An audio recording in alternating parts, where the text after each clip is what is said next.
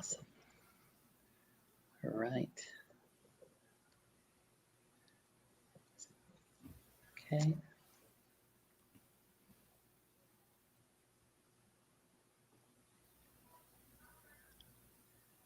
Good evening, everyone. We'll just kind of wait a few moments as people start to come in.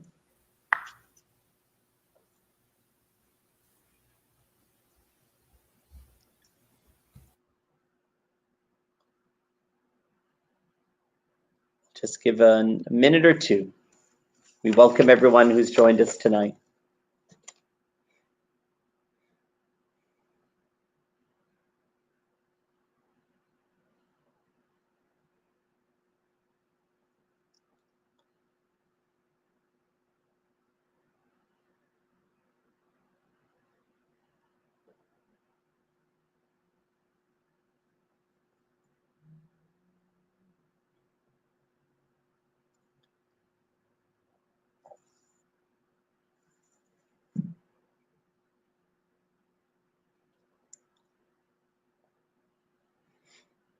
All right.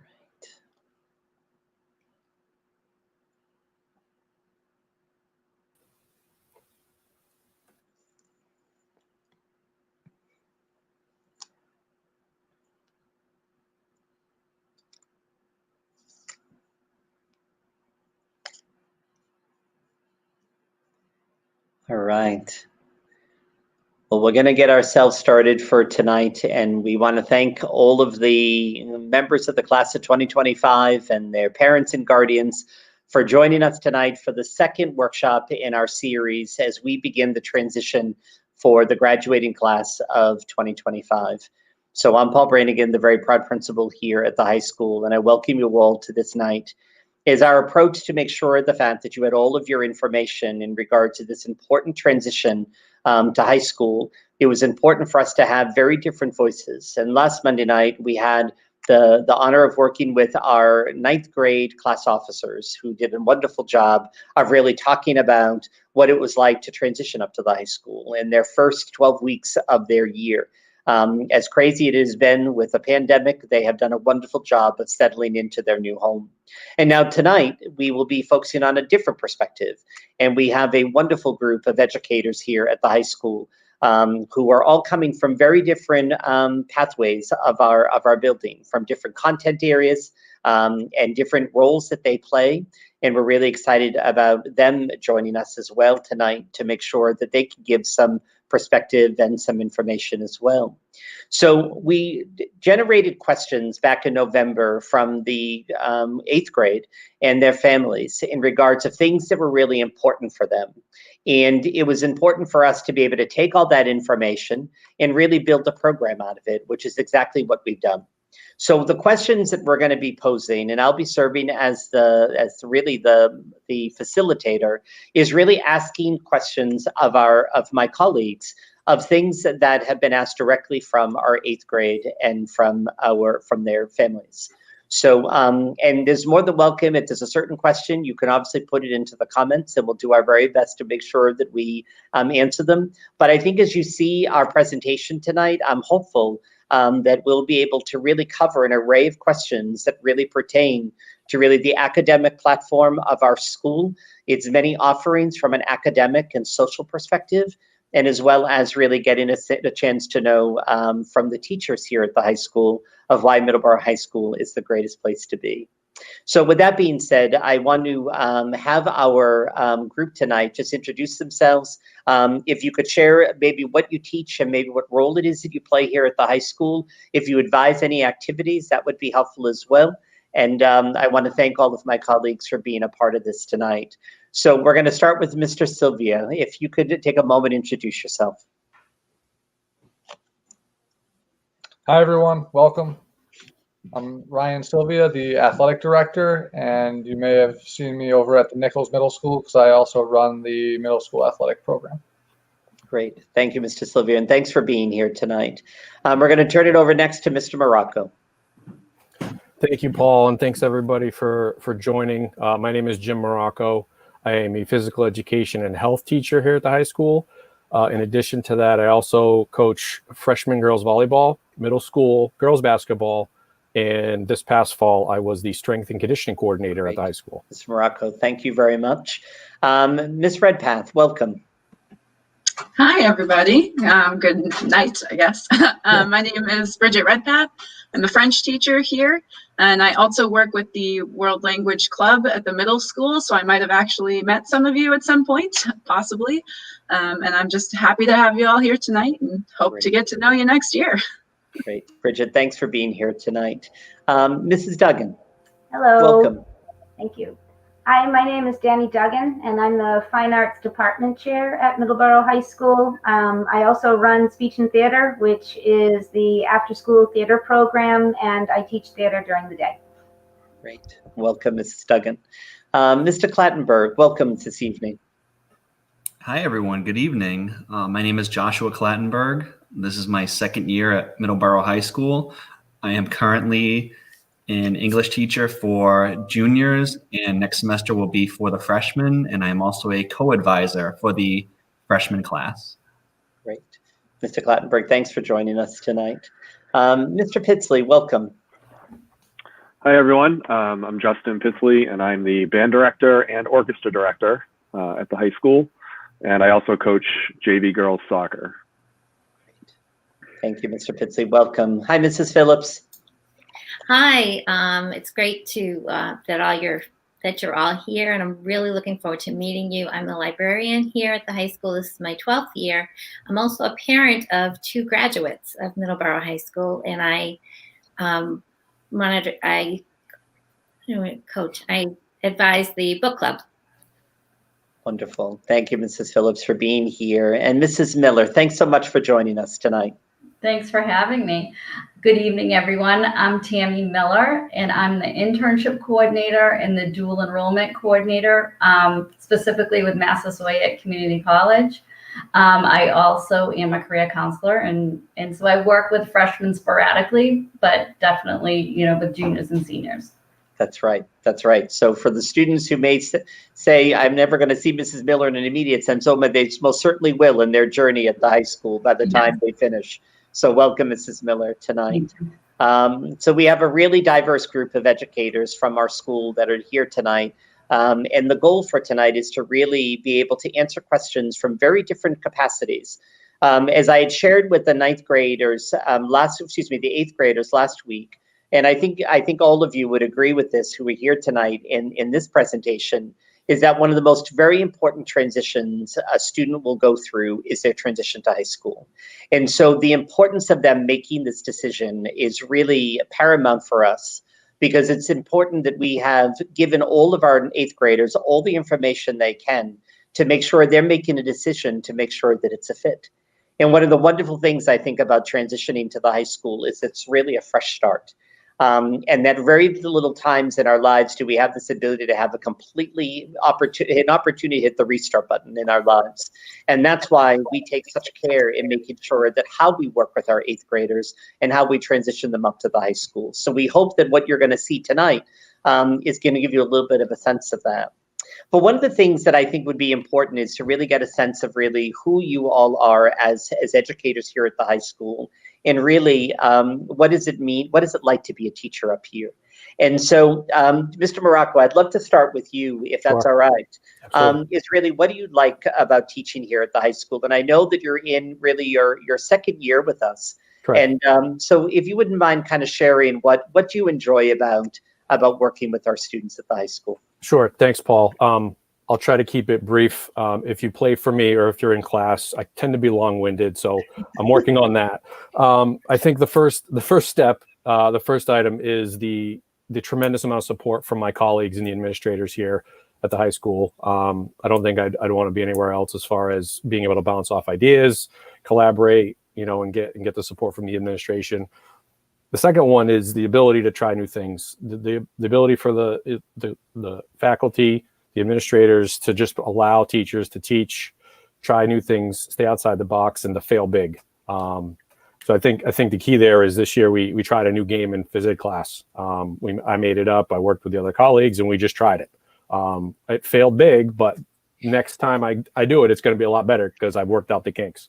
And I think the third one is the ability to challenge and push my students to be the best they can be.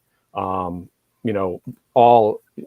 no stone unturned, try to get them to be the best they can be to be successful in my classes and other classes throughout the high school. Awesome, Jim. Thank you very much. And I think it's an important note to build from is that one of the things you talked about is really the creation of that no-fail zone. And that we really want to model what we're doing for our students to make sure that if we're taking risks in the classroom as the educator, then really we want the students to be taking those academic risks as well. And we'll talk a little bit more about kind of what do we mean by an academic risk. But I think it's such an important kind of springboard for us, Mr. Morocco. So thanks for sharing.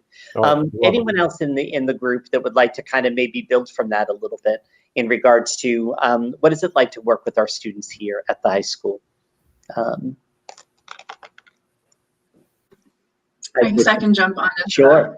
I'm also fairly new. This is my first year as a more permanent teacher. I was only a long-term sub last year, but about the student body themselves, some of the most welcoming, most understanding, kindest people I have ever met. It's not easy being a fresh teacher, and the students make it so much easier when they come to class with energy and excitement to learn, and their true passion that just kind of radiates out of them and charges up my teaching and makes it just that much easier to be there and to give them everything that they come to Middleborough High School to receive. And the staff has been like a second family. They're just so welcoming. Everywhere you go, you're met with a smile and a genuine heart, and they genuinely care. Hi, how are you? How are you doing? How are you feeling today? It's just so authentic. It's not forced, and it's really a welcoming environment, which was a lot and helped me settle in pretty quickly. And I hope it will help our little 8th graders settle in pretty quickly next year too. And I know, Mr. Sylvia, you had raised your hand as well. What could you build from that? Just to build on that idea a little bit, the thing that always impresses me, especially with our teams, but our entire student body, is just the level at which we support one another as a whole. The students support each other, whether it's going and watching whatever the latest performances in the arts or out at each other's games, and the faculty doing the same thing.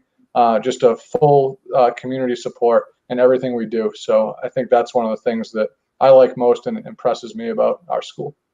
Great, thank you. I'm going to end this question with Mrs. Duggan, because I think Mrs. Duggan and I have been here quite a long time together. And so Mrs. Duggan, just kind of in a sense for you, just the longevity you've had here in the building, just really, what does it mean to work with our team? Thank you, Mr. Brannigan. I'm on the page I with guess you there. I am the grandma of the bunch. So this is my 22nd year at Middleborough. I had taught, this is my 30th year teaching, so I have taught elsewhere. I will say one of the running jokes in speech and theater is that I was hired as a 1-year maternity leave replacement, and I was only supposed to be here for a year. And easily, I would say the first decade in the school, I always talked about, I'm just here for a year. I'm not gonna, and here I am 22 years later, still here. So what keeps me coming back, there's two things. What keeps me coming back is, and I think Jim had said this, is opportunity. Opportunity, I was blessed to be able to build a theater program unlike any other theater program in the state.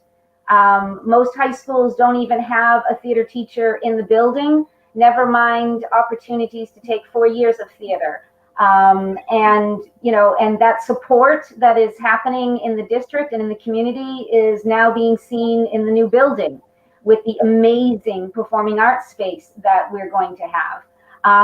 So why would I want to go anyplace else when I'm allowed to create whatever I want within Middleborough High School's walls? Yeah. The second reason why I return is to follow up what Bridget said, is the students. Even after 22 years, they still surprise me. They still astound me. They still annoy me sometimes, but that's part of it as well. A perfect example, where theater in these remote times is not easy. and it has been challenging. And last week, I had one of my classes, we did a performance, we tried something outside the box, we did it remotely as opposed to in the room, and it had to be one of the most compelling performances I've seen in a long time coming out of my classes. I have a student teacher right now, and the two of us, when the class ended, both were like, wow, we couldn't believe what these kids had brought to the table and what they performed for us, which was just a class project, but it blew me away. So that's what I love about Middleborough High School. That's awesome. It does really, I will concur with you that after in my 25th year here, there's no other place I'd rather be than here, truly. And what's interesting, which I think is an important one, I should have said this at the beginning, Mrs. Duggan, and you said it perfectly about the new Performing Arts Center, is that this 9th grade class will be the very first class to spend all 4 years in the new building. So the building that we're currently in every day, that I'm sitting in right now, is not the building that they will spend their high school career. And what an exciting part of that is. So I know for our families and our students, as part of the questions tonight, you may hear a lot of references to the new building, because really what all of these teachers, as well as the entire faculty and staff, what they're doing right now is preparing for that move. So really how it's going to look and what their spaces will be. And so that is going to be something that is going to, you're going to see it come out as the answers are, as questions are asked and answers are shared in regards to some of that as well. So Mrs. Duggan, thanks for sharing, and for all of you that gave some comments on that question. I'd like to go and really make a shift, because one of the things that really became a major question of our 8th graders was really about academics and really about our academic levels. And we know the fact that the high school, we have 3 academic levels. We have our college preparatory program, which affords a student to be able to enter right into a 2-year school or a tech school, but also a 4-year institution as well. An honors program would allow you to do the same, and then which was offered in the 9th grade. And then starting really in 10th grade, you can begin engaging in what is called our advanced placement program. And we'll share a little bit about all of that. But I'd like to really start, because I'm going to start with you, Mr. Clattenburg, because I know as an English teacher, you had referenced you're teaching juniors this semester, and next semester, you'll be working with our 9th graders. Could you kind of give a little bit of a sense of really the differences between college prep and in honors level classes? Absolutely. So to take an example from last year, I was lucky enough to have both a college prep class and an honors class. The way I structured my college prep class in terms of some of the texts we were reading, we, for example, used Romeo and Juliet. It's a staple in the freshman curriculum. So when we were reading Romeo and Juliet, for instance, with a college prep class, typically we will read that together. And I will be pointing out a lot of things in terms of plot and setting and theme and motifs maybe. Whereas if you're in an honors class, you're going to be doing a lot of the legwork. You're going to be doing a lot of reading independently. You're going to be doing a lot of annotating of the text. You're going to be essentially trying to tell me something that I might not know. In terms of writing, maybe if we have an assignment where you will be writing an essay, college prep might have to do a little bit less than an honors class, because honors is set to such a high standard. They might have to write a little bit more. They might have to include more quotes. They might have to cite more text, whereas a college prep might not have to.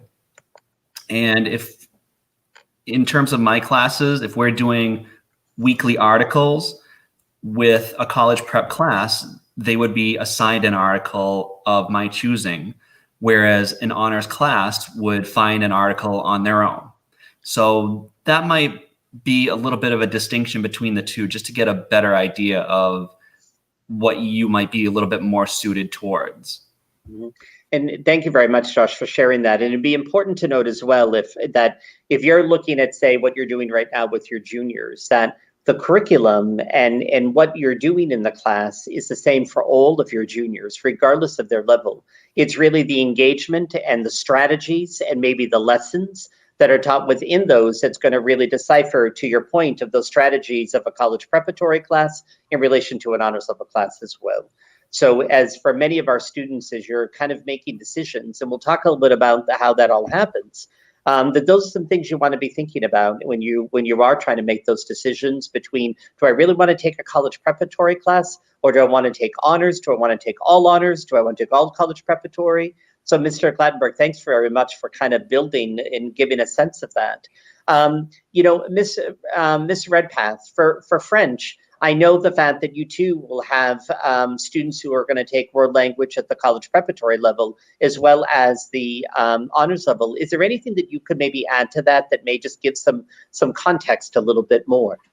Yeah, I can definitely speak to the fact that we have sort of a unique situation going on in the world languages department, specifically with French and Russian, only because there's only one teacher for each of those languages as opposed to 4 wonderful Spanish teachers.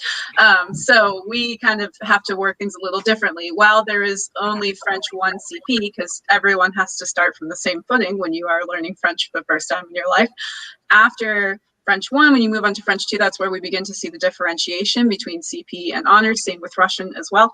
And they're taught in the same classroom at the same time, which is not exactly traditional when we're talking about the difference between CP and honors. Usually those are completely separate levels, and all CP kids would be together, all honors kids together. We don't have that luxury in French and Russian, but we still make it work. So again, to the Mr. Clattenburg's point, where you're learning the same curriculum, no matter what level you're at, you're getting the exact same content per class, per semester or year, whatever the length of your course is. It's just in those standards. So for example, when I'm teaching French 2, and the very first unit I do with my French 2 kids is the food unit, and we learn vocab and culture. The project for that unit, my CP kids will have to write a skit, and they'll work in groups. In a non-COVID year, they will work in groups, and they will write for me a restaurant skit, and they will perform it, right? And I won't ask them to memorize it. I'll allow them to have note cards, etc. It's only unit 1 of French 2. Whereas my honors kids, I'll expect them to do more. I'll expect them to make a menu for that pretend restaurant as well. I will expect them to have a good portion of that script memorized. I'll be grading pronunciation a little bit harder. I'll be checking for things that I might be more lenient on with CP students. So even though you're in the same class and honors and CP are working together, which I also know is a huge benefit, because then the honors kids who are being more rigorous and having more expected of them can help their CP classmates to excel even further in the same setting. So it works pretty beautifully, and they are paced exactly the same because you're in the same room. But Spanish can kind of differentiate a little, but that's how it works in French land. Thank you, Bridget. I do want to just tap into Mr. Pitsley, because I think one of the unique parts about when you look at academic levels is that, Mr. Pitsley, you've been able to actually create that structure within in the music program between band and orchestra. So maybe just to kind of give a little bit of perspective from your view of really how you would decipher between those 2 academic levels for a 9th grader. Yeah, so in band and orchestra, they're performance ensembles. So we spend the majority of our time in person together, rehearsing together towards our next performance or whatever it is we're working on. But within that, we have the honors program, which allows, so every student is a baseline CP, college preparatory level, and then the honors level allows for students who want to push themselves a little bit more to do that. And so what we do is there's some extra requirements for honors students outside of the classroom in terms of performing, documenting practice time, preparing for auditions, completing extra musical activities outside of the classroom. And really, it's just a chance to recognize those students who want to push themselves to a higher standard. And it's for any student. That's one of the things that I think I'm proudest of, is that any student that wants to take the risk and try it can. It's not just the best musicians. It's not the quote unquote smartest kids. It's anyone who's willing to try. And so it's really worked out very well. It really helps our students to achieve a higher level of musicality through that extra study that they do and the extra work Great. they do. Thank you, Mr. Bitsley. And you said something that I think is really important, that the schedule at the high school is a student-driven schedule. So what that means is that students in the 8th grade, you and your families will be selecting the area that you want to go and the levels that you choose, and we'll give you some feedback, and we'll be working with your 8th grade teachers, of course. But at the end of the day, the fact that is really your pathway that you're creating. And I think to Justin, to your point of really one of the great parts is you watch students kind of evolve into really the student whom they want to be and taking those academic risks. And I think to build from that, I want to call on Mrs. Phillips for 2 ways, because one, not only as a faculty member, but also Mrs. Phillips had her children go through Middleborough High School. So Mrs. Phillips, the question I want to ask you, which I think is kind of a nice lead in to really what Mr. Pitsley just finished with, is really when students are really thinking about their academic level and they're thinking about, I'm really good at, say, at science, and I love science, so maybe I'm going to take an honors level biology class, maybe, or whatever their kind of thought process is. What are some things that you think would be really important that they're keeping in mind as they're kind of exploring and deciding on what classes and levels to take, and maybe from not only from the faculty perspective, but also as a parent who's gone through it with your own? Sure. And my boys were very different. One of them needed a lot of academic support, so he chose the CP levels, and he had teachers working with him, extra teachers working with him and helping him out, which was very, very helpful for him. My other son, he didn't quite qualify, but his 8th grade teacher said, I really feel like you have the talent and you can handle it. And he, so he decided to push himself, and he was really glad he did in English, and he was able to take the AP classes. But then in other areas, I think he took CP, say chemistry, but he still came home just every day at dinner. Oh, I learned this in chemistry today, and he was really excited. So whichever pathway I think that you choose, you're going to. Mrs. Phillips, thank you very much for that. And one thing to note is when we're talking about the levels, that I know we had a couple of questions come in from the 8th graders about, can you take advanced placement in the 9th grade? So really, you cannot. However, this school year, we started a brand new AP course called Human Geography. And that is the one AP class that is open to the 9th grade, and it's open to all students in grades 9 through 12. And then really the opportunities of advanced placement begin in the 10th grade. So just as kind of, we're talking a lot about college preparatory and honors, but as for a 9th grader, that those would be the 2 areas you would be considering, unless of course you wanted to try your hand at that AP course. And we would be working with you and your family in regards of making sure that would be a right move.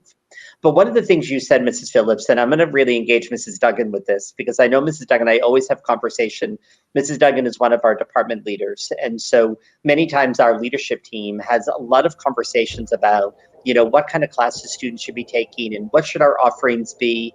And we always have 3 things we talk about when we're talking with our students. We want them to take academic risks. We want them, though, to find balance. And we want them to make sure the fact that they're taking the step outside of their comfort zone and they're trying something new.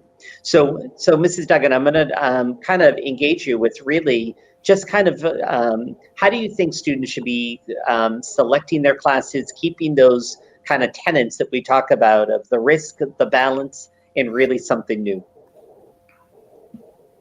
Sure.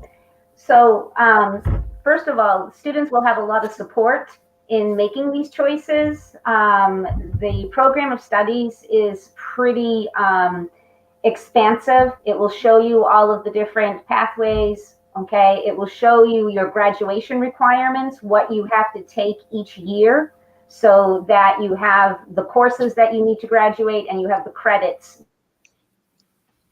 that you need to graduate. So you'll have a framework that you'll start with those courses. And then, think about, is there a class that you really enjoy, that you want to push yourself and you want to try that honors level class? And maybe there's, maybe in English, maybe you love to write and you really want to try the honors level English. But science, you're not so sure about, you're a little bit nervous about that. So at least for freshman year, you're going to start with the CP level class just to get your feet wet and, make see what it's like. remember that you don't get stuck into a level. It's not like if you take CP science your freshman year, you can't take honors sophomore year. That's not the way it works. So start with what you're comfortable with the level that you're at. And then you are going to have enough room in your schedule to take some classes that are of interest.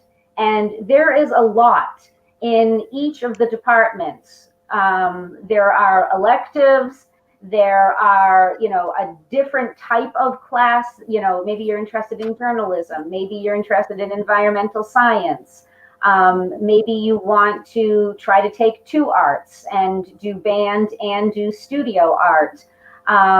Maybe you want to try something in the history department that you've never done. You want to try, try psychology or something. So you'll have your base classes that you have to take, but then you should also look at what your interests are, something new, try something that challenges you. There's a lot to choose from. Awesome. Mrs. Duggan, you said something that I think is an important thing to just maybe build upon. And Mrs. Miller, I'm going to put you on the spot a little bit because your background as a school counselor as well, and really the big picture of what students will gather, is that one of the things that's really important is that, and you said it, Duggan, beautifully, was where a 9th grader could come in and say, take a college preparatory science, and then really go into 10th grade and move right into honors. That the content areas really do a nice job of preparing steps.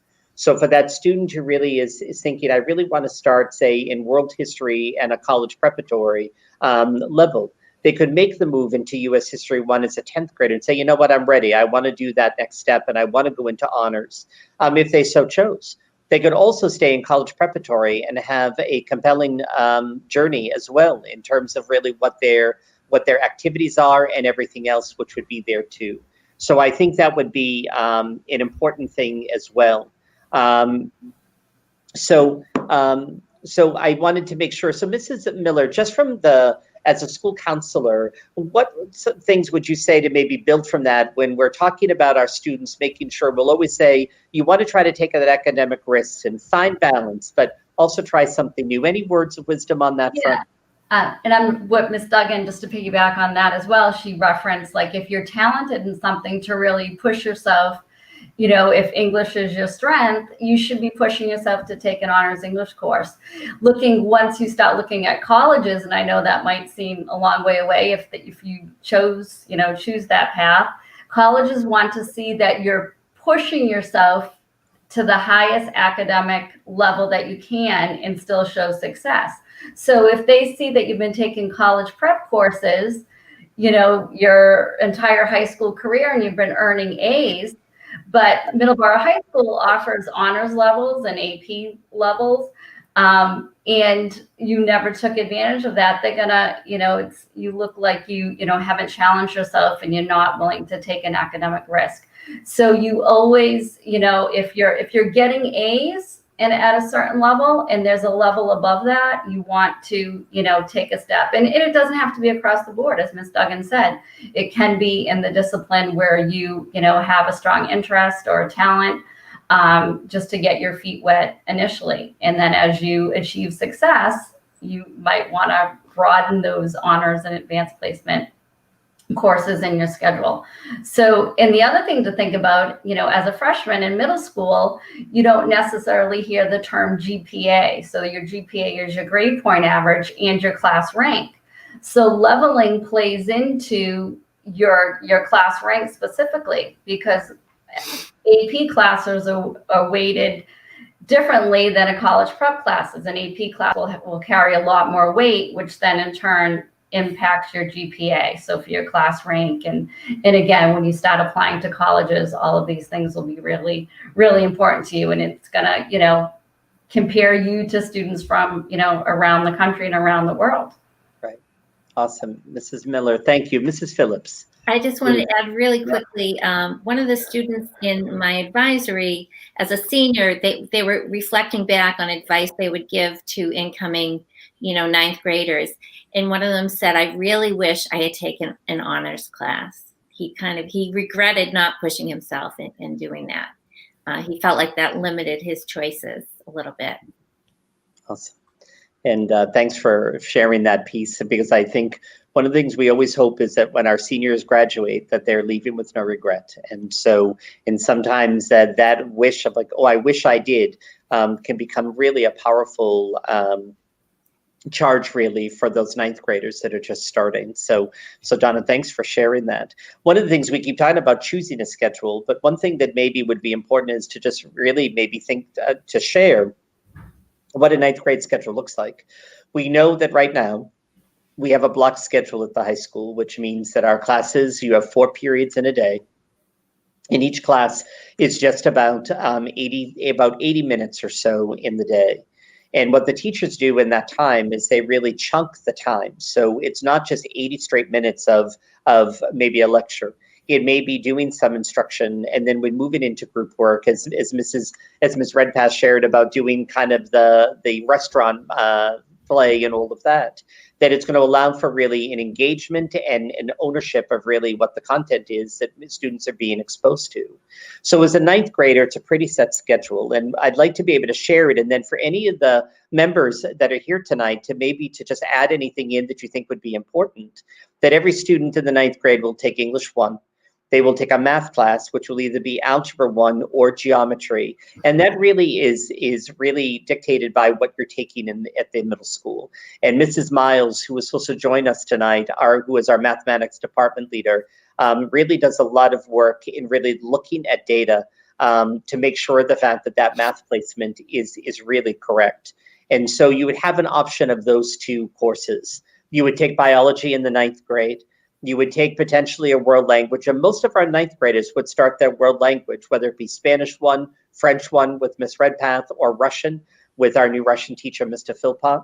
Or some of our freshmen will wait and start their world language journey in 10th grade. So sometimes there's a little bit of flexibility, but most of our ninth graders will start in the ninth grade. They'll take world history as well in the ninth grade.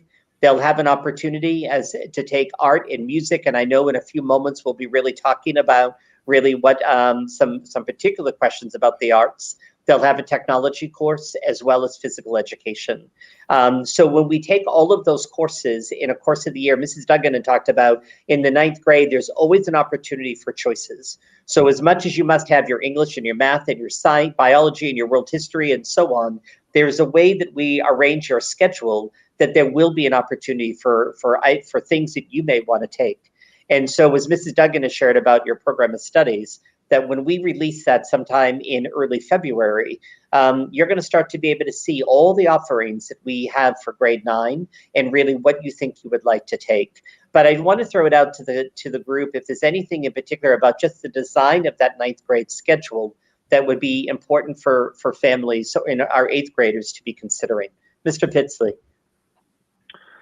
So if you are in middle school band or orchestra or chorus, we strongly urge freshmen to take their freshman year. Right. Even if you're kind of on the fence about it, it's much better to try it out. You need fine arts credit to graduate anyway, so it helps you get that out of the way.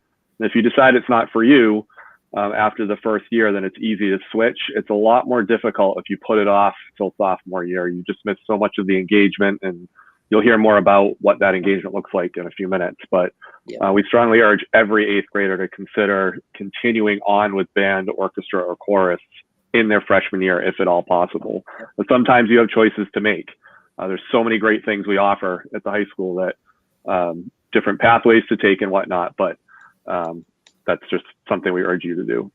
And it's important to know, Mr. Pitts, I think you said something that I just want to build from, that when students choose band or sachem singers, that the way that we schedule the building is that the band gets what is called a priority rating. And what that means is because there's only one band, it's not like you have multiple sections like you would have of, say, English 1. So even though that every ninth grader will get English 1, it can fall at every different times of the day. But we want to make sure that certain courses have that priority. So if a student really wanted to take band, that they would have the ability to take it, and all their other courses would wrap around it. And sometimes, Justin, as you said, there's a choice. Sometimes it's a conflict. But if a student really wanted band, we're able to make sure that they get it. And that's the same for orchestra as well. So I appreciate that comment. In terms of actually just really important, I think it's Mrs. Miller in a few minutes going to talk about pathways. And we're really excited because one of the things that you'd have an opportunity to engage in is we have an unbelievable partnership with a program called Project Lead the Way. And we're actually in our third year of the program that our current juniors were the actually beginners of really our partnership. We have a 4-year program in biomedical science. We have a 4-year program in engineering, and we have a 4-year program in computer science. So if that becomes one of those things that you're passionate about, you have a real interest in it, then you may really want to consider when you are designing your schedule and you're working with your counselors at the middle school, you're also going to be having an opportunity to meet your guidance counselor, your school counselors, from the high school. And they'll be working with you as well to design those schedules. You want to be thinking about those 3 pathways as well. So anything more just about in regards of the schedule or anything about student kind of academic selections and all of that from the committee before we move on to the next one? Bridget, please. Yeah, similar to Mr. Pitsley, the point of just when you choose to start your world language journey, because I know for some students that is quite a conundrum they mull over in their heads for a while. We also like to encourage that you start as soon as possible, especially if you are considering and you kind of already have in your idea in your head right now that you want to attend a 4-year college, regardless of whether or not you want to study a world language in college. Even just to apply to most 4-year universities, 3 years of a foreign language is a requirement.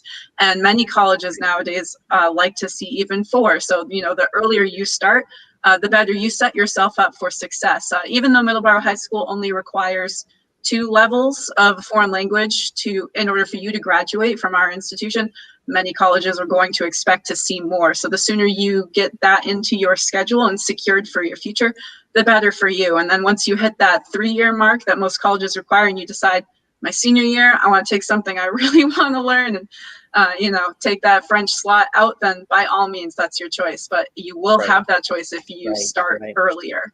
So the earlier the And one better. thing just to build from that, Bridget, and then I will move on, is that sometimes if a student can't get their language in grade 9, for whatever reason they may be, is that our current schedule allows them potentially that they could double up in a year. So it may be that to your point, you're absolutely right, that we really try to have our students, especially those who are looking to do certain universities, that 4-year experience is really a must.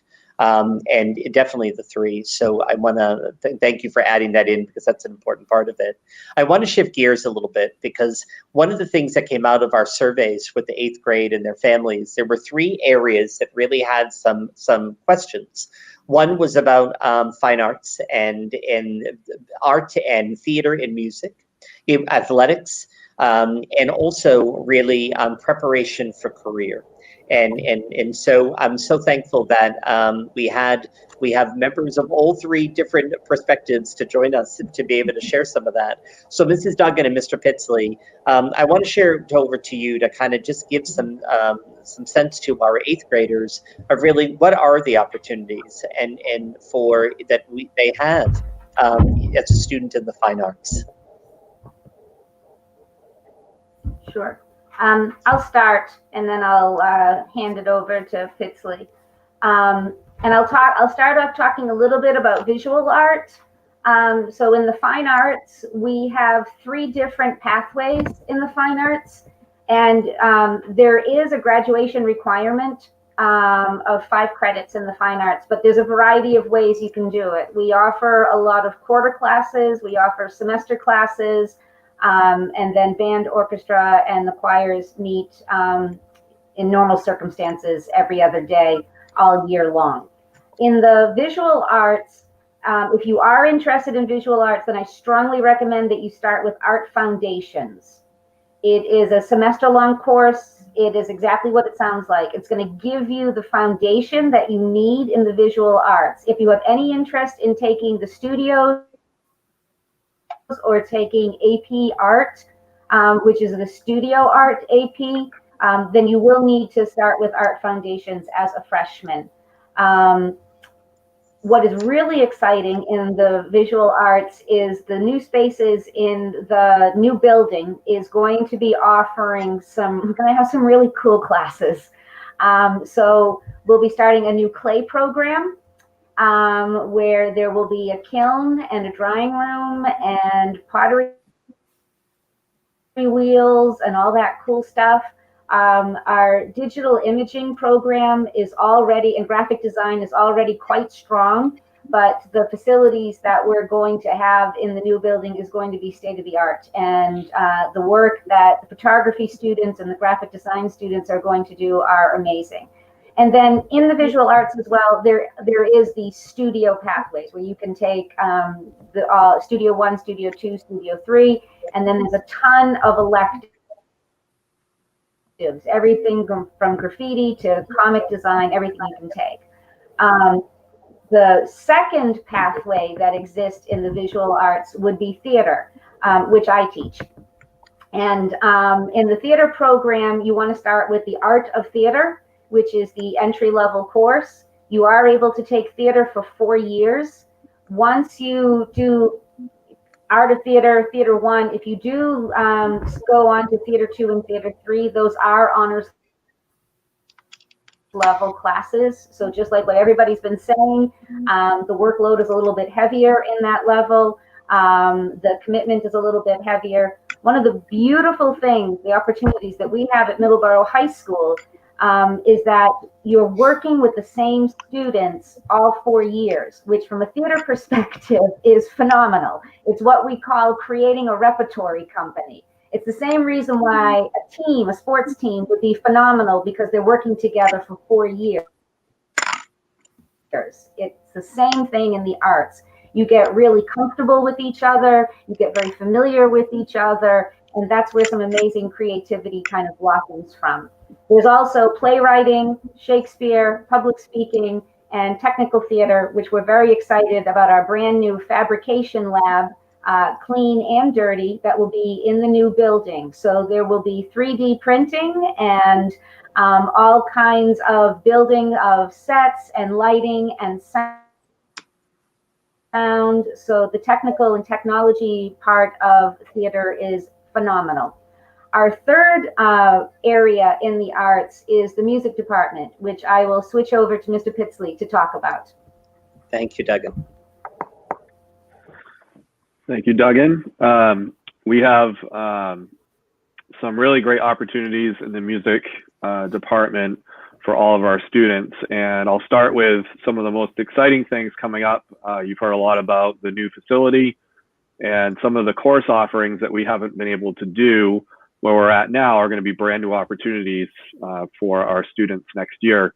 And that includes, we have a state-of-the-art music lab that's going in there where we'll do sound engineering and audio production. So you'll learn how to record, edit, mix, work with audio in a really high-level environment, state-of-the-art equipment and software programs. So we're really excited about that. We also have a bunch of other electives, music theory, impact, which is about the music that we interact with on a daily basis. And so those are really exciting. And then the other part of our music program are our performing ensembles. And we are incredibly active in a normal year. And even in the pandemic year, we're quite busy. We perform a lot. So the marching band performs at football games, at the halftime shows. We perform in parades. We also perform a whole bunch of concerts throughout the year, which are a lot of fun. If you drive by the new school, you'll see this new outdoor theater space where we can have some performances outside. And it's really exciting for our theater program and for music. And we also offer an orchestra, and we are fortunate in Middleborough to have a string orchestra program. Many school districts do not offer strings, and we're really excited that we are able to do that. And then we also have our choral program led by Mr. Converse, and all three of those together are just incredibly exciting opportunities. The community that we build in that program is just phenomenal, and we are very active. We travel most years, so we usually take a trip in the spring of each year It won't be happening this year, but hopefully next year, if things are looking up, we'll be traveling again. And we've been to Montreal, New York City, Nashville. We've been all over the place. So that's one of the favorite features. And one of the things I love most about our program is that there's a place for every single student that wants to be in it. And it's not all the best musicians necessarily, but it's people who want to be there, that want to be part of it. For some people, this is where they connect with school the best. And so we work really hard to ensure that is a welcoming place for everyone. And so we really hope that you consider those opportunities. I think our new facility is going to provide just even more with our new auditorium and the musical productions. We've done a musical each year. And so we're really looking forward to that. Absolutely. And just really some amazing work that you both and the other colleagues from the Fine Arts Department. And I think when you walk into the Performing Arts Center, it is a testament of really just the commitment of the arts to the arts in our school district and community. And I have to tell you, wait until you see the art rooms. They are beautiful in the new school. Oh boy, are they nice. I just want to add before we sign off is that I think that a testament to the fine arts program is that Mr. Converse, the choir teacher, Mr. Pitsley, our band and orchestra teacher, and myself are all graduates of Middleborough High School. That's right. And so I think that in and of itself, that the commitment to the school and the commitment to the program speaks volumes, that you have people in the program that know this school, know this community,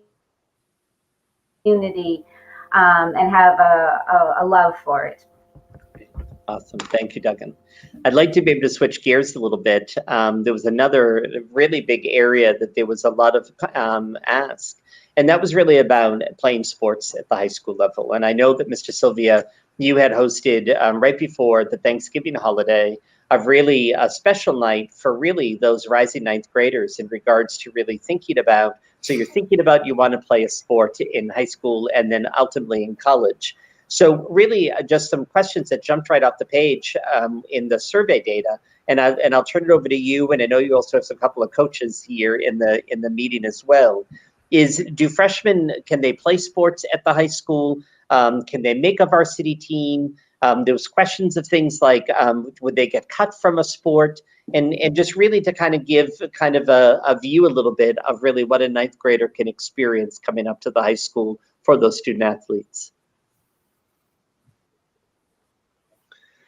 Absolutely. I will answer all of those questions about freshmen playing sports and can they make varsity and all of that. I kind of have a little overview I want to give everyone who's watching tonight, anyone who looks at it afterwards too. I'm going to go backwards to phys ed for a second, Mr. Brannigan, just because I'm really excited about our phys ed program and what we've done with it over the past few years. It is a phys ed, it is a graduation requirement, and we have an elective program now. So what is much different than maybe what you're used to at the middle school where they have all these different units and everybody's in the same class. After your freshman year, when you take that health and PE fit for life class, you get to choose what you want to do for your phys ed class. So you could choose intro to strength and conditioning, and we're going to have a brand new weight room that's actually on the second level with glass overlooking the gym. We will have a team sports and activities if you're more into those traditional type of phys ed activities. And then as you progress through the program, we have advanced level strength and conditioning. We have a sports medicine class where you get certified in CPR, first aid, and AED and learn some athletic training techniques. And then we also have a lifetime activities course where we the new school will have a whole unit of table tennis set up across the gym, frisbee golf, so just a ton of different activities in phys ed where it's not just your traditional stuff. So I'm excited about that. Do freshmen play sports? At Nichols Middle School, we have 10 teams. So that might be just thinking, well, there's only certain kids that play sports at the middle school and you have to make the team, there's cuts. At the high school, we have 47 different programs from varsity all the way through sub-varsity, over 70 coaches. We always say that the school day when the regular school day ends, the athletic school day starts. We have over 400 students every day participating in athletics every season. I would love to see that number go up to 700, and we just keep adding more teams. There's only two sports that the state recognizes that we don't offer at Middleborough High School. It's alpine and downhill skiing and rugby. So I don't know if skiing is coming anytime soon. Rugby, I guess, could be a possibility. But we have wrestling, we have gymnastics as a cooperative team, we have ice hockey, girls and boys swimming in our own pool. And so can the freshmen make varsity? Absolutely. But we will never bring a freshman up to a varsity team unless we are sure that you're going to contribute at that level. However, we do have many programs and teams that are only varsity level. So we have freshmen contribute to those teams all the time. Boys and girls swimming, cross country, indoor and outdoor track and field. Teams like that where you could step on as a freshman and be the fastest kid on the track and be running in a state meet your freshman year. So my point here to the students and parents watching is try something new. I know it's come up a few times. Go out for a team. It's one of the best things you can do in high school, similar to band or theater, any of those things. Try it out. If you didn't make the team when you were at Nichols, try it here because people change and things change as you grow. As far as making cuts, we do have a few teams that have to make cuts because of the level of interest. But one of the good things about it is there's so many other opportunities where, say you wanted to go out for a team like our baseball team has 3 levels, freshman, JV, and varsity, and it's very competitive. Well, if you don't make the cut for the freshman team, if there happens to be cuts on that year, then you can slide over to another sport. You could slide over to track. You could slide over to boys lacrosse. You could do something different if you chose, or you could decide to take the season off too. Whatever fits your schedule best. So there's a lot more that we can talk about as far as athletics. I think that kind of answers the questions that came up. But if you're still on the fence about whether or not to come to Middleborough High School, there's a few other things I wanted to highlight. You will not find a better athletic facility once this new one is done.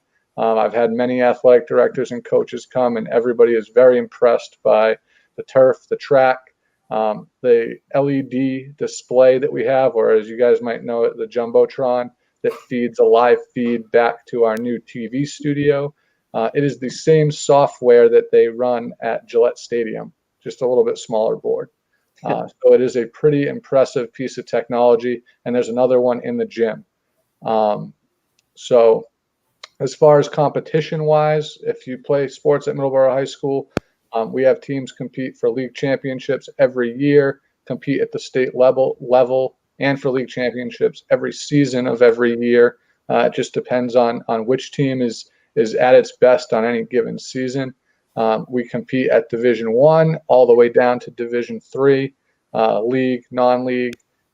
We have student athletes. We had 2 already this fall sign national letters of intent to play at the scholarship level, and we have students that go on and play Division III, club, and continue their athletic careers after Middleborough.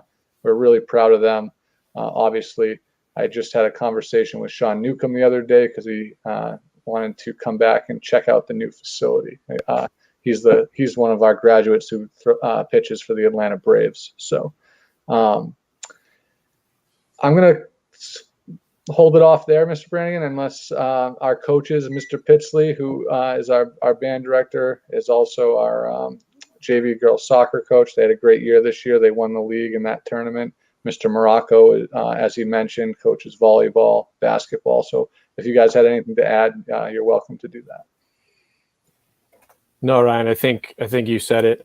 I think what I will add and kind of piggybacking off of what Pitsley said, the freshmen, at least from a freshman level, it's a fabulous way to make connections and find your group and find your niche as you transition into high school. Especially from a volleyball standpoint, in normal given years, we start the season before you step foot in the school.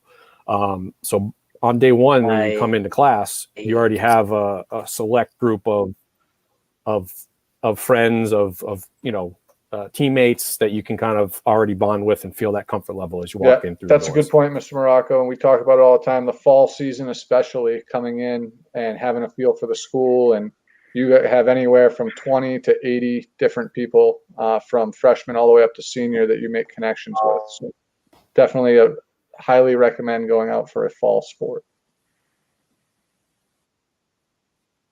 I would also add to that in our school, we're a big school in our league, but a small school in a lot of ways. But we have a lot of students who are crossover activity people. So I have, for example, one year I had the starting quarterback of the varsity football team was also in the band. We have people who have been in theatrical productions and on another sports team or whatever. So we try to make those things work when we can. And coming out for athletics is a fantastic way to keep yourself working through your academic day and then push yourself in physical ways, mental ways after school, and to build relationships with coaches and other athletes. This might be a good time to talk about the other clubs that you could get involved in besides theater and athletics. I, as I said, I have the book club, but there's lots of different ones. There's anime club, there's GSA, Stuco is really big, Key Club, Yes Club, Best Buddies. They have a unified basketball and other activities, the Silver M and the Honor Society. And then we've had students start clubs as well, like the Chess Club and the Dungeons and Dragons Club we've had in past years. And I know that both of my kids made lifetime friendships in these clubs where they were in my first son's wedding and they're going to be in my second son's wedding. So they really make strong friendships. So I recommend the clubs. And I know there are some questions about career pathways and opportunities at the high school. So we have some amazing programs, one of them being the fire science program. So any of you interested in becoming a firefighter or first responder, so working on an ambulance, the fire science program is the only one of its kind, honestly, in the state at the high school level. It's an amazing program that you can take advantage of senior year, where you spend half your day at the fire department going through firefighter training, essentially. And you get to bond with the department. You establish connections that last beyond graduation, as well as we have a criminal justice pathway where you can intern at the police station, but also take criminal justice courses at Massasoit and earn credits, not only high school credits, but college credits. We have a similar program for those of you interested in early childhood education, where you can actually, it's going to be new this year, we can take a 4-course sequence program. So you can literally graduate high school with 12 college credits in early childhood education and earn your lead teacher certification at the preschool level. You can complete an internship your senior year as well in that field. So you're completely employable with employable credentials. And we also have a business program where you can take, again, there are 4 courses that you can take at the college level where you earn both high school and college credit. And those credits are transferable. So even if you don't decide to go on to business, they can count towards elective credits at any school you plan to attend. And we also have a variety of internship experiences senior year, depending on what you're interested in. There's something for everybody. I think another question that a lot of the 8th grade students and as well as their parents had was pertaining to the amount of homework that you guys are going to get once you come to the high school. I know that's the big question in everybody's mind. How much homework am I going to have to do? And the answer to that question is really going to depend, again, on what academic track you set for yourself as a student. So again, if you decide that CP route is where you want to be, you might see a bit less homework as compared to some of your honors compatriots. And And again, it harkens onto the fact that we expect a bit more academic rigor out of the honor students, both in terms of what we expect in the classroom and what we expect at home, because we expect you to sort of self-manage a little bit more. So honor students might have more assignments to complete on their own time at home than a CP student might have. I know I can speak to the world language department, where again, also it varies by the department. Each department has its own style of what they expect from their students. So in the world language department, we like you to study your vocab and rehearse your scripts and memorize how to conjugate this verb, etc. Whereas the English department might be, okay, go home and read chapters, 1 through etc. and answer these questions, as Mr. Clattenburg kind of mentioned earlier with Romeo and Juliet. So your homework experience is going to be kind of unique to you because everyone's course load is different. You're all very individual people. Nobody really has the same schedule. So it's going to vary, and you might have less homework than your friend does, or maybe more. But it's nothing to really be afraid of, especially not at the freshman level. Please do not let your fear of homework stop you from challenging yourself at the honors level. Please do not let your fear of pushing yourself, or, oh, I don't have that much time at home, I'm worried that homework is going to dog me down. Don't let that keep you in CP if you want to push yourself and strive for the honors. I think the fear of homework itself is more frightening than the homework.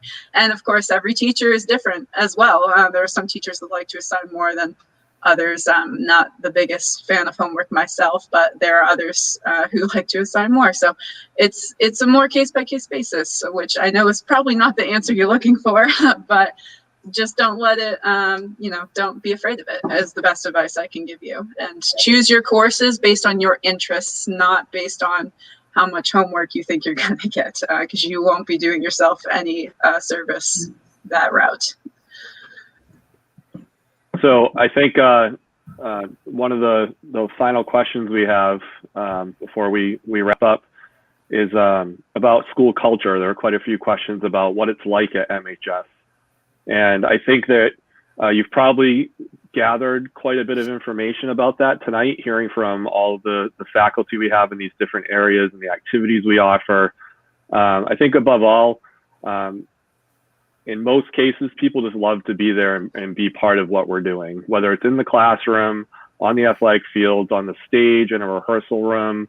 Our student council is incredibly active, and Mr. Brannigan does incredible work with our student leaders, developing leaders, people that want to be engaged with that at all levels in our building, across the state. Our culture is really quite incredible, I think, in the way that we support each other in our different pursuits, both in the classroom and outside of the classroom.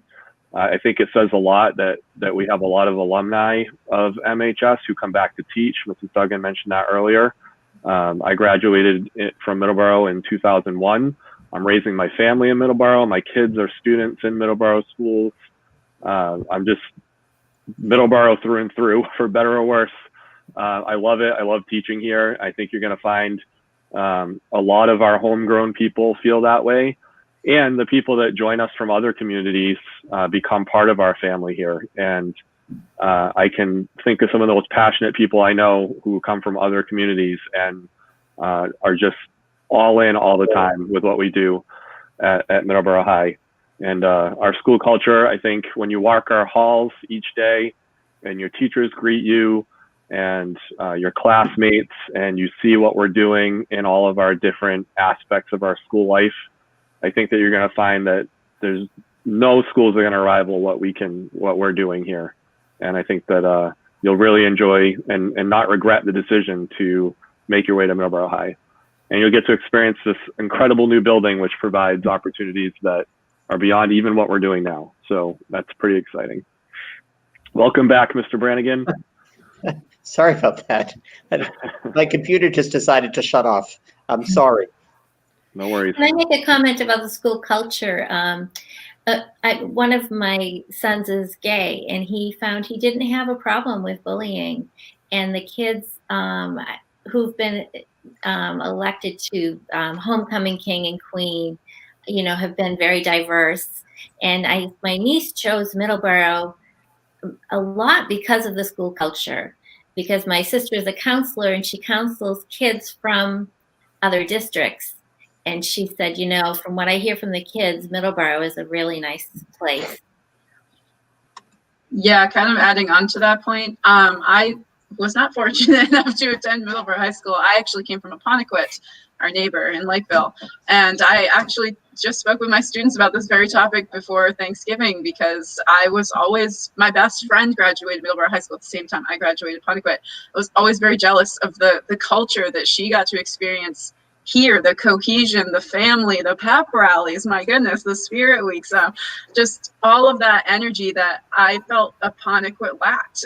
And it was kind of isolating there compared to what I've experienced here. And I know I'm only a teacher and I don't see the student's eye view of the world, but from the feedback the students gave me, they say, yeah, we know people that go to other schools and they tell us it's different, and they tell us that they wish their experience was more inclusive like it is in Middleborough, and just truly everyone picks each other up. And I think that's a special secret ingredient we've got going on that we're so lucky to have.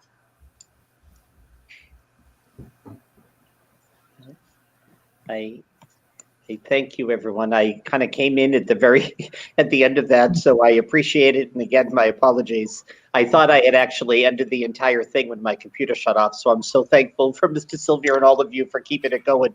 I thought I shut the whole thing down. Just to bring this to a close for tonight, I did this with the 9th graders, and I think it's an important way to end. If each of you just really, in a really quick moment, could really just really give our 9th grader, our rising 8th graders, some words of wisdom about why should they be joining us at the home of the Sachem. So maybe what I can do is I can start with Mrs. Miller, and we'll work around of just kind of, as they're making these big decisions and they're contemplating and they're taking all this information in, attending these sessions, what's something you really want them to take away, and why should they come? Mrs. Miller, we'll start with you if that's okay. Just all the opportunities. I mean, I think we're really unmatched. And I actually work between 2 high schools, and I have to concur with Mrs. Redpath that, I mean, the culture here, it's just indescribable as far as the student spirit and, all the opportunities that you have at your fingertips, to just be open to new experiences and, take the leap to MHS. So, thanks, Mrs. Miller. Mrs. Phillips. I think you should come to Middleborough. When you come, I think words of wisdom would be join a club, try something. If it's, get involved somewhere. Because it's a really great way to make friends.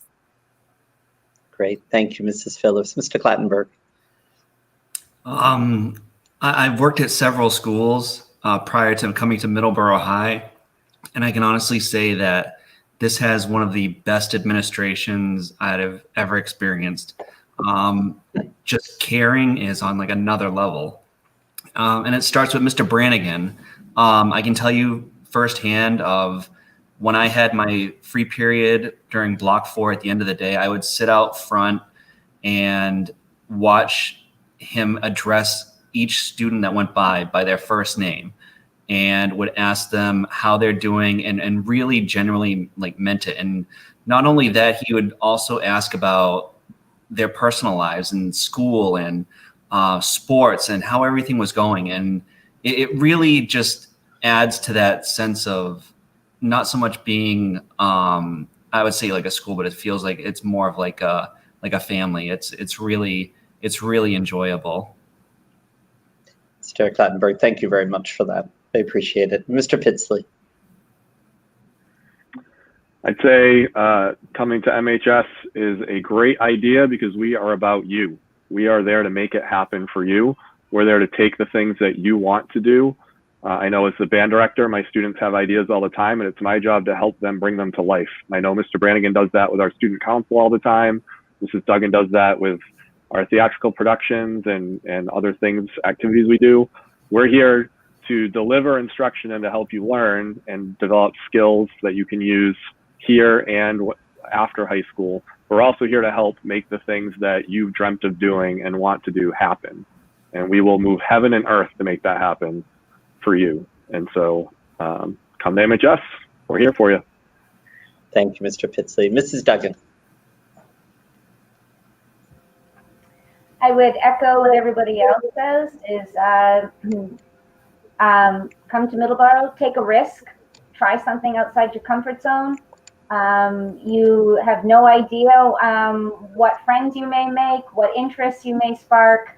Try something, try it out. You won't regret it. Great. Mrs. Duggan, thank you very much. Ms. Redpath. Yeah, I feel like you guys come to us as just raw blocks of marble, and everyone here, we're your chisels and your hammers, we're tools at your disposal to shape you into the people that you need to be, that you want to be by the time you leave our loving arms and go off into the great big world as beautiful, refined souls. And we're here to make it happen. Whatever kind of person you want to become, you can become that person at Middleborough High School. Thank you, Bridget. Mr. Morocco. Yeah, what I'll add is that when you come, or if you come to MHS, you'll have somebody, whether it's myself, whether it's Bran, Bridget, Miss Duggan. No one's ever alone here. Someone always has somebody, whether it's our school adjustment counselors, teachers, admin, anybody that you see on the screen, anybody that's in the building, you'll always have somebody to bounce ideas off of. If you're struggling, we're here to lift you up, and there's always someone to lift you up. Mr. Morocco, thank you. Mr. Sylvia.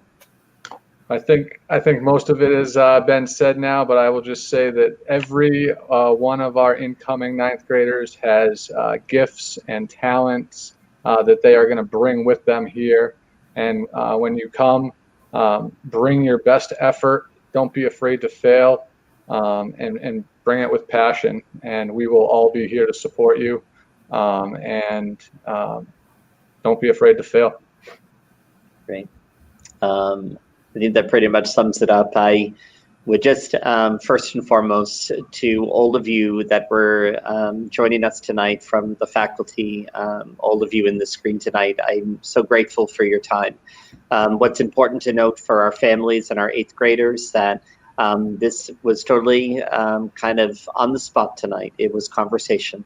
The only thing that our teachers had were the questions that were generated from the eighth graders and their families. So I'm so greatly appreciative of your candor and your honesty about the programming and the experience here at the high school. And to our eighth graders and their families, we know that you have some important decisions that you'll be making over the next many weeks and months. This is an opportunity for you to continue asking questions, to reach out. You can reach out to any of us who will be happy to answer your question. And we hope that you'll join us next week as we will be having our third workshop series, where we will have a very different perspective of those seniors who made the decision to come to the high school, and now they're rounding the corner to the finish line as they're preparing to graduate on June 5th.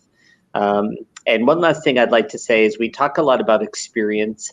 And there's one thing for our eighth graders that we want to make sure you know is the fact that this new high school that you're going to be walking into, we were really intentional about the experience. And Mr. Sylvia made a comment right before I got booted out of the meeting, but I think it just sums up the entire meeting tonight in so many ways. Is that learning and your experience, no matter where you are in this new building, from the classrooms to the band room, to the black box, to the art rooms, to the fitness room, and weight room, and so on, to the learning commons, and Mrs. Phillips is going to coordinate. No matter where you are in our building, that learning takes place not only inside the school, but outside. From our commons that we will have outside, that outdoor stage, that it really is a comprehensive campus, which is something that we have never really had here at the high school. And so we're really looking forward to have the class of 2025 be the group that will chart the territory for the next 4 years, as you will be the class who will be the ones who will define our next chapter. So we welcome you aboard to our school. We're so grateful for your consideration, and we hope that you will wear the black and orange and become a sachem. So with that being said, to our families tonight and our eighth graders, we wish you well, and we look forward to seeing you next week for our night with the class of 2021. Have a great night, everyone.